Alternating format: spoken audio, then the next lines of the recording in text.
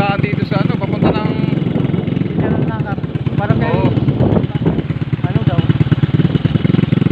Barangay Banugaw ito han eh. Oo, kanta kayo. Simula yata ako nung umalis dito 2005. Pa ito ganito na rin. Oo. Hindi na nabago han eh. Oo. Rough road pala eh. Payo Parang bumalik sa rough. Sa ganito naman, bumalik ulit sa rough. bumalik sa pagkaluma. Ba. Ay matindi tong galaan namin.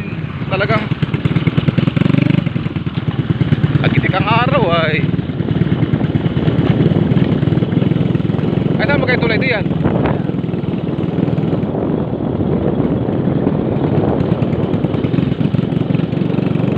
Saan yung Pilaway? Tayo lumampas na baga? Oo.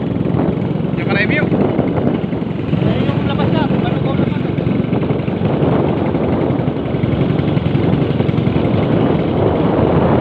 Ay di medyo okay dito. Tapos eh, salamat ako okay. Ha? Salamat ako okay. Salamat ako mahaba. Kaya hindi maayos-ayosan eh. Sa yun, hindi ko magagalit ni Mayor. Oo. Hindi naman.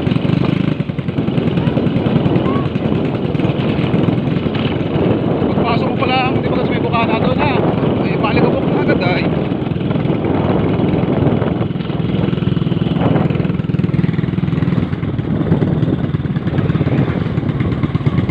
Kaya ang kagandahan lang dito, pag sa probinsya ka, kahit wala kang helmet,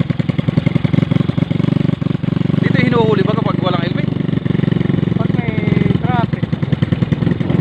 Ha? Pag may traffic. Pag may nagparang eh. Ah, ito na yung tulay ah, oo. Dito may paliguan ay. Uy, lakihan eh. Oo, di malaki na.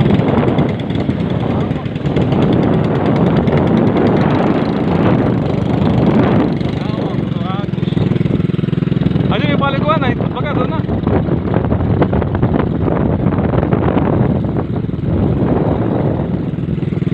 Ah, ito na. Ano, maligayang pagdating General Nakar, Quezon. Yan, nandito na kami sa Nakar.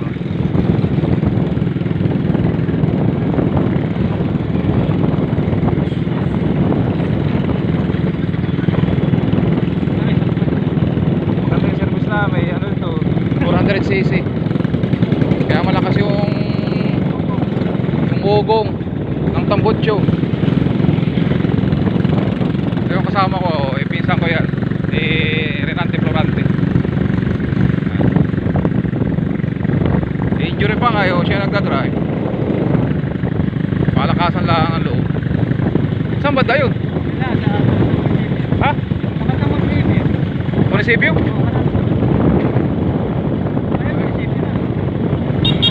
Nakakuha na yan.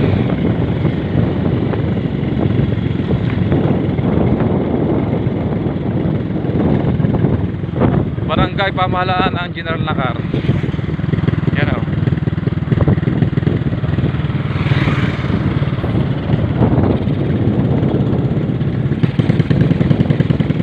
Ito ah? Hindi pa. Hindi ko din alam eh, pero malapit na sa silan. Malapit na sa silan.